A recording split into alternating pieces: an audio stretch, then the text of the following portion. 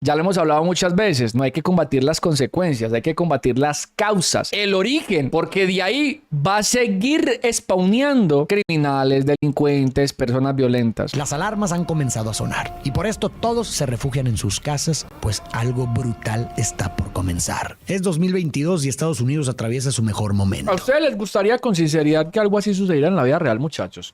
Pues supongo que saben qué es la purga. Supongo que saben, se han visto la película, ¿no? Sí, ustedes están muy locos.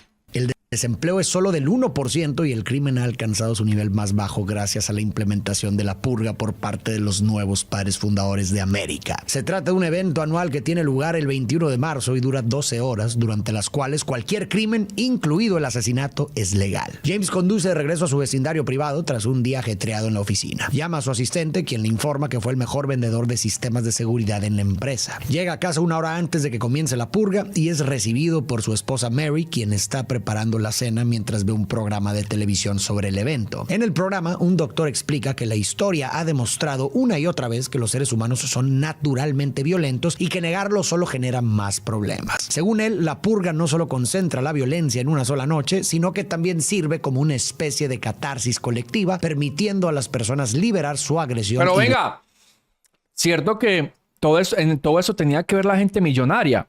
Si no estoy mal, esa nena es divina, esa nena es preciosa, mi hermano. Lograr estabilidad psicológica. ¿Cierto que sí? Dentro de la casa, su hija Zoe está ocupada besándose con su novio Henry. Los políticos. Ah, bien.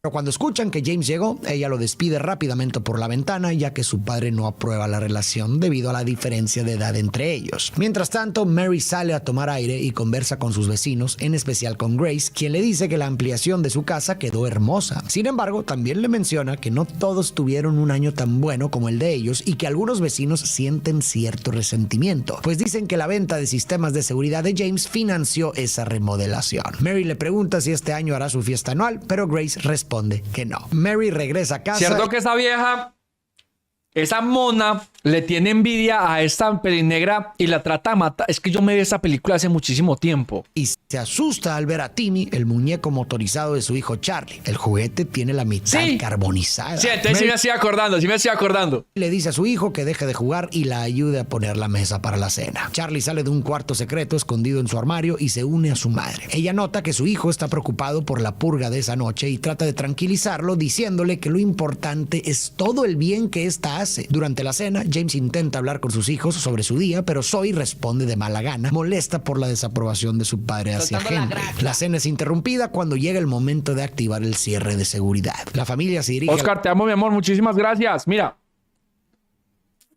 la buena. la sala de control para reforzar la casa con el sistema de seguridad No, de James. qué En la casota, televisión se huevón. transmite la alerta de emergencia anunciando el inicio de la purga anual y recordando que todos los crímenes, incluido el asesinato, serán legales durante 12 horas. También se menciona que hay algunas excepciones. Los funcionarios del gobierno de rango 10 o superior tienen inmunidad y no pueden ser atacados, y solo se permiten armas de clase 4 o menores. De repente, las sirenas comienzan a sonar, marcando oficialmente el inicio de la purga. Charlie, con curiosidad, le pregunta a sus padres por qué ellos no participan. Uy, papi, James ¿sabes le que responde ese niño tiene una cara de vicioso, hermano? Simplemente Eso sí es azúcar puro, eso sí son las verdaderas piñatas, sisas, David. no sienten la necesidad. Entonces Charlie le cuestiona si eso significa que si alguna vez sintiera la necesidad, sí mataría a alguien. James le explica que la purga permite a las personas liberar toda la ira, la violencia y la agresión que reprimen. Y le dice que sí, que si él o Mary quisieran, participarían, porque creen que funciona. Le recuerda que antes de la purga, el país estaba muy mal, con pobreza y altos niveles de crimen, pero que gracias a ella, las cosas mejoraron. Charlie va a su cuarto y Zoe al suyo, donde se encuentra con Henry, quien volvió a colarse en la casa mientras la familia cenaba. Mientras se besan, James trabaja y escucha una estación de radio donde un Ese ya está haciendo la verdadera purga.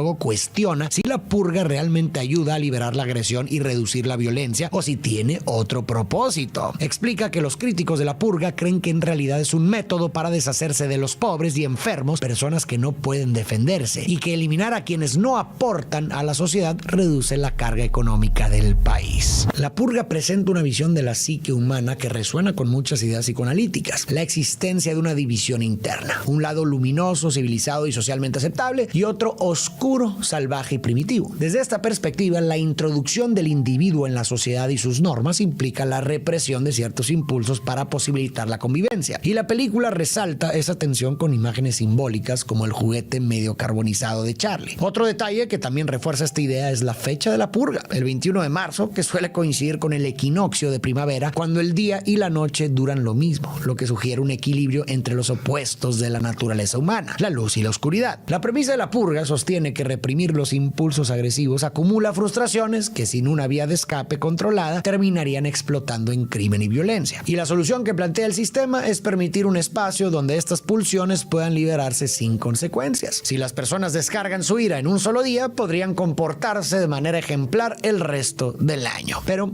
¿esto es cierto? ¿Liberar la ira realmente nos hace menos agresivos? La idea detrás de la purga está vinculada a la hipótesis de la catarsis, que esta es una idea con raíces tanto en la teoría psicoanalítica de Freud como en el concepto aristotélico de la purificación emocional a través de la expresión de los impulsos internos. En esencia, esta hipótesis sugiere que las emociones desagradables pueden disiparse si se expresan. En la purga se asume que al desahogar la violencia en un entorno sin restricciones, el impulso agresivo disminuirá, reduciendo futuros actos violentos. Sin embargo, la hipótesis de la catarsis ha sido ampliamente debatida. Primero, el contexto en el que se expresa la agresión es clave. Dependiendo de las circunstancias, en lugar de aliviar el malestar, puede intensificarlo. No es lo mismo desahogarse en un espacio donde el conflicto se aborda. Marica, yo creo que no es lo mismo no desahogarse con alguien que no tenga nada que ver que con alguien que sea de pronto la imagen del origen de tu violencia, por ejemplo, como el parcero ahorita. No es lo mismo ir a desahogarse con un peladito del colegio que desahogarse con el padrazo que lo está traqueando, ¿no? Porque eso también explica mucho lo que sucede en los colegios de Estados Unidos. Ahorita alguien lo preguntaba, Muñe, ¿qué opinas de que haya tanta bala y tantas masacres en los colegios de Estados Unidos? Pues eso lo explica básicamente. Es un montón como de ira acumulada.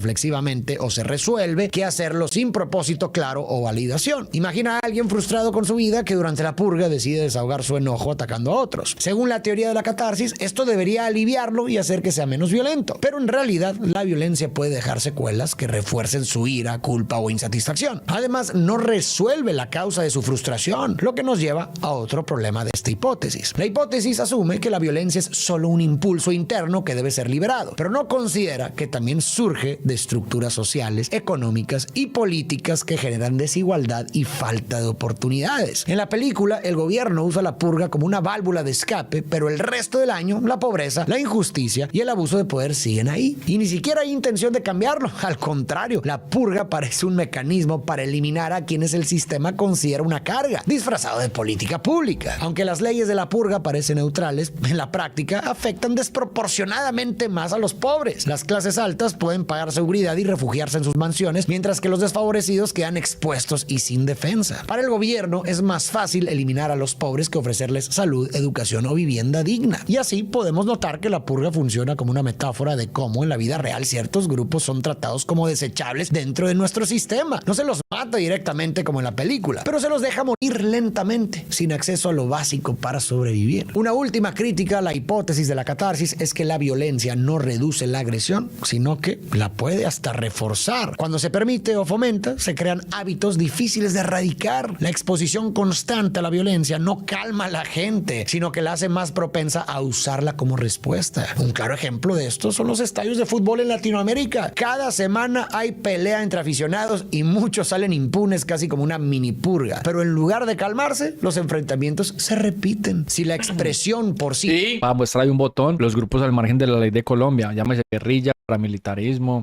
Bacrín, todo eso, la misma huevonada. Sola funcionara, bastaría una sola pelea para desahogarse y no volver a hacerlo por lo menos por un buen tiempo. Pero la realidad demuestra lo contrario. Mientras tanto, Henry le confiesa a Zoe que en realidad volvió para ver a su padre, supuestamente para hablar con él, ya que no puede prohibirle que lo vea. Luego se dirige a buscarlo. Lo va a matar, lo va a matar. Charlie juega con Timmy hasta que al revisar las Yo no me acuerdo de la película. seguridad, ve a un hombre afroamericano corriendo desesperado afuera. Pablito, te amo, mi amor. Un grupo Muchas de gracias. purgadores lo persigue con la intención de eliminarlo. Conmovido, Charlie desactiva el sistema de seguridad y lo deja entrar. Esto alarma a sus padres, quienes corren a ver qué sucede. James, tomando precauciones, saca un arma, pero en ese momento Henry aparece con una pistola y dispara contra él. James logra esquivar los disparos y responde hiriendo a Henry mortalmente. mortalmente. Zoe se lo lleva a su habitación para... Mano, ¿es en serio? Ese man intenta matar al papá y la vieja llora por el man. No me jodas. No. ¿Pero qué les pasa? Lo llora y se lo lleva a su habitación. Ella es la que lo tendría que haber matado, mano. ¿Cómo así? Aunque Henry muere poco después. Mientras tanto, el hombre desconocido aprovecha la confusión para esconderse dentro de la casa. James lleva a Mary y a Charlie a la sala de seguridad y decide buscar a Zoe y al intruso. Sin embargo, surge un nuevo problema. Un grupo de purgadores ha llegado y está frente a la casa. Al activar el audio de las cámaras de seguridad, escuchan al líder del grupo, quien viste un uniforme de una escuela prestigiosa. Él señala que, por la apariencia de la casa de la familia Sandin, es evidente que son personas respetables como ellos, gente acomodada. También menciona que notaron las flores azules en el exterior, una señal de que apoyan la purga. El líder se presenta diciendo que son un grupo de jóvenes educados y de buena familia, que cada año se visten con disfraces aterradores para salir a purgar y limpiar sus almas. Pero esta vez la situación tomó un giro inesperado. Su objetivo logró escapar. Se trata del vagabundo afro que la familia acogió, a quien consideran una amenaza para su sociedad justa, y que además eliminó a uno de los suyos cuando intentaron ejecutarlo. Exigen a los Sandin que lo entreguen con vida antes de que llegue. ¿Qué querían? ¿Ustedes querían, muchachos? ¿Entregan al Nietzsche o lo protegen? Porque ya con eso uno diría, no, el Nietzsche es bueno. El Nietzsche simplemente está protegiendo su vida. ¿Ustedes lo entregan? No, yo no lo entrego, yo lo protejo. Vea, esos niños riquitos me la pelan. Empecemos por ahí. Esos niños riquitos con esos peinaditos de mierda me la pelan mucho, la verdad. Segundo, tengo un sistema de seguridad en mi casa prácticamente impenetrable. Y tengo un revólver. Marica quiere problemas, nos prendemos a tiros. Y tercero, el Nietzsche, según todo eso, el Nietzsche es bueno. Que lo voy a entregar, ¿no? Refuerzos. Si no lo hacen a tiempo, entrarán a la fuerza y eliminarán a toda la familia. En ese momento cortan la electricidad. James, decidido a proteger a su familia, decide encontrar al hombre para entregarlo. Mientras tanto, los purgadores... Yo voy donde el Nietzsche, le entrego un arma y le digo, papi, usted es Nietzsche, usted tiene que saber dar plomo durísimo. Vamos a pararnos duro, pues. Vamos a pararnos duro para no entregarlo. Desde afuera. Charlie, usando a Timmy, guía al vagabundo hasta su escondite en su armario secreto. James no lo encuentra y al tardarse, el líder de los purgadores lo llama para preguntarle si están protegiendo al vagabundo. James responde que no, que simplemente aún no ha logrado encontrarlo. James intenta explicar que todo es un malentendido. Les dice que su hijo, que es solo un niño, dejó entrar al hombre, pero que él apoya completamente la purga. Se gana la vida vendiendo sistemas de seguridad y nunca le negaría a nadie su derecho a participar. Uno de los purgadores lo interrumpe gritando que les entrega al vagabundo e inmediatamente el líder lo elimina. Luego le recuerda a James que sus refuerzos llegarán pronto y cuando lo hagan entrarán por la fuerza. Uno de los aspectos que más me perturban de la historia es cómo la gente no solo acepta la violencia, sino que la asume como un deber cívico. La ven como una responsabilidad hacia su país. Y para lograr esto, la propaganda del gobierno ha sido fundamental. Las élites que controlan el país han construido un discurso en el que la purga es promovida como una necesidad para la estabilidad nacional. Afirman que ha reducido la criminalidad y el desempleo, que ha fortalecido la economía y que en última... Déjame adivinar. Para la palabra mágica, ¿no? Seguridad democrática. Instancia ha convertido el país en un lugar mejor. Esta propaganda tiene efectos psicológicos profundos que hacen que las personas no solo ejerzan la violencia sin remordimiento, sino que lo hagan con convicción e incluso con entusiasmo. Estos efectos... Seguridad nacional. 3 puntos principales. Primero, diversos experimentos y hechos históricos han demostrado que las personas son capaces de cometer actos atroces cuando una autoridad legítima se los ordena. El experimento de Milgram, por ejemplo, reveló que ya hemos hablado del experimento de Milgram, que precisamente Milgram lo quiso hacer después de la Segunda Guerra Mundial para explicar el por qué algunos soldados cometían atrocidades sin ser precisamente malos. O sea, ¿dónde residía la maldad?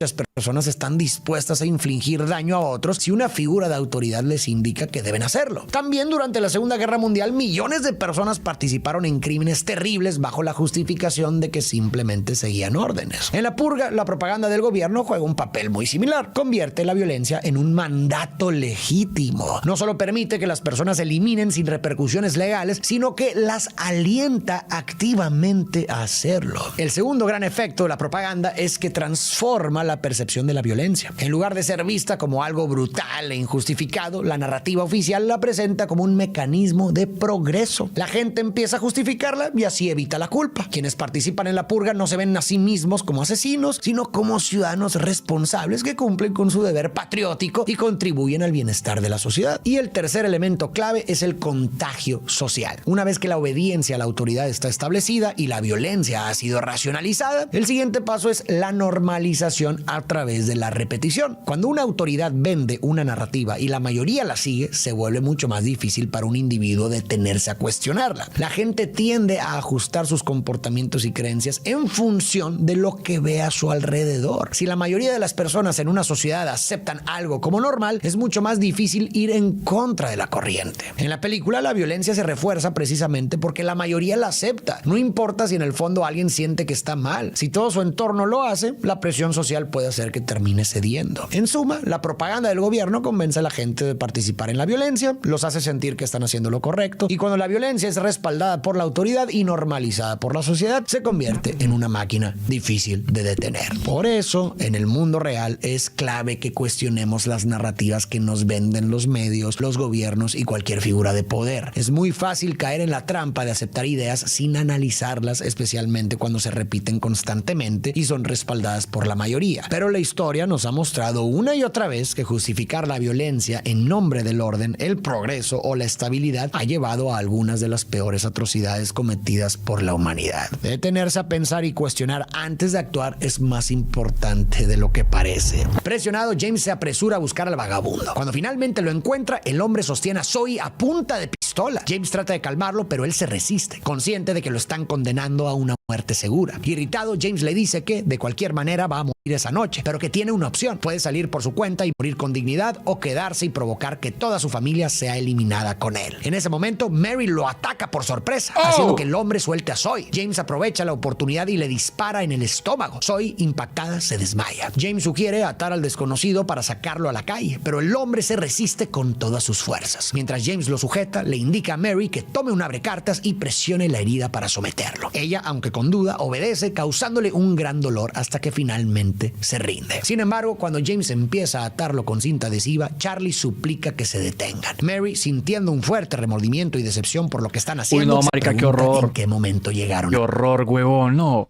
a esto? Cuando Zoe recupera la conciencia, aún aturdida, también se opone a la decisión de su padre. James intenta tranquilizarla No, diciendo pero ya después de ese parcero tener un tiro en el estómago. todo estará bien, pero ella le responde que después de lo que está haciendo, nada volverá a estar bien. El vagabundo, que ha estado escuchando toda la discusión, le dice a James que salve a su familia y lo entregue. Pero James cambia de opinión. Corre hacia Mary y le dice que, en lugar de rendirse, lucharán. Le da a Charlie una pistola y le ordena esconderse en el sótano mientras él y Mary se preparan con más armas. Al inicio de la historia, James y Mary apoyaban la purga sin cuestionarla. Y claro, ¿por qué habrían de hacerlo? No los afecta directamente ni la experimentan de primera mano. Están seguros en su casa protegida sin siquiera presenciar la violencia que ocurre afuera. Pero más allá de no perjudicarlos, la purga les ha beneficiado enormemente. Gracias a ella, han amasado una fortuna vendiendo sistemas de seguridad para las noches de caos. Para ellos, la purga no es más que un evento anual que deben esperar a que pase. No la ven, no la sienten, no la padecen. Es fácil estar de acuerdo con un sistema cuando te beneficia y cuando sus consecuencias no tocan tu vida. Muchas veces quienes tienen el poder de cambiar las cosas no lo hacen, no por maldad, sino porque simplemente no sienten la necesidad de hacerlo. No se ven obligados a enfrentarse a la violencia, la desigualdad o la desesperación que otros sufren a diario. Y en muchos casos no solo no los afecta, sino que hasta les conviene que todo siga igual. ¿Para qué cuestionarlo si les funciona? Pero todo cambia cuando la crisis llega a su propia puerta. Cuando Charlie dejó entrar al vagabundo, la burbuja de seguridad en la que vivía la familia se rompió. Al inicio, James no tenía dudas sobre lo que debía hacer. Su instinto era entregar al hombre y seguir con su vida como si nada hubiera pasado. No era algo personal, solo estaba siguiendo las reglas del sistema en el que creía. Pero Charlie, el único que había mostrado preocupación por la violencia de esa noche y ayudó al hombre sin pensarlo demasiado, plantó la semilla de la duda en su familia. Mary también comenzó a experimentar remordimiento y poco a poco la convicción de James se desmoronó. Se dio cuenta de que su familia no estaba en peligro por culpa del vagabundo. O sea, eso se resume en la violencia está bien siempre y cuando no nos toque a nosotros.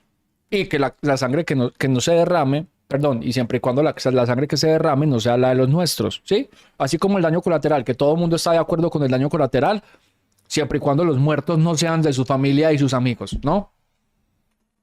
Sino por quienes lo querían eliminar. Y en ese momento James se vio obligado a elegir entre sus creencias cómodas y su humanidad.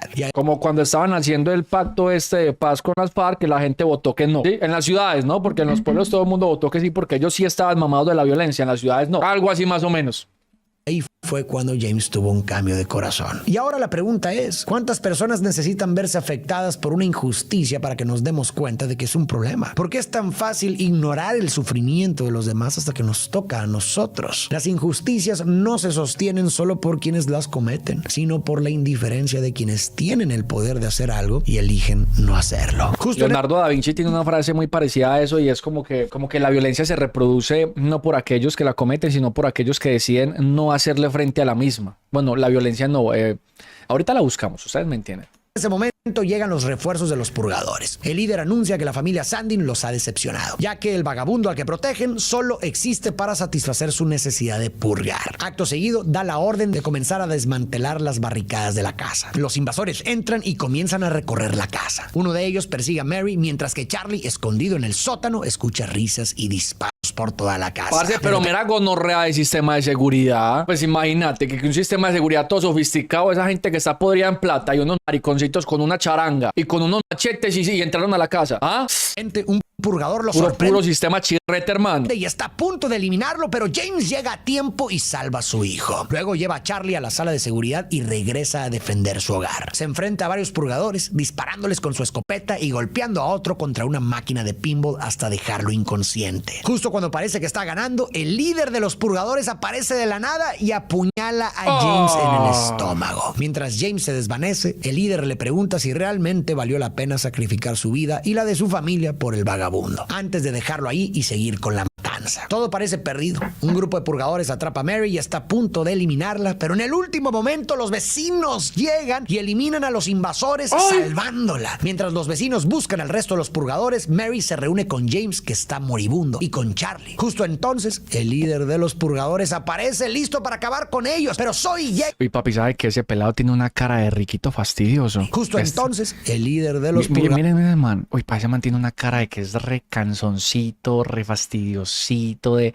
Ay, mi papi no me prestó hoy la tarjeta de crédito, weón, no podemos tanquear con gasolina extra, manica, pero vamos a la bomba de gasolina de mi tío, que él nos da gasolina gratis, weón. Uy, papi, qué rabia. ¿Sabe que yo me van a disculpar por lo que voy a decir, pero yo veo a ese peladito? Y yo sé que él en la vida real no es así, pero yo veo a ese peladito y me dan unas ganas de cogerlo a codazo, hermano.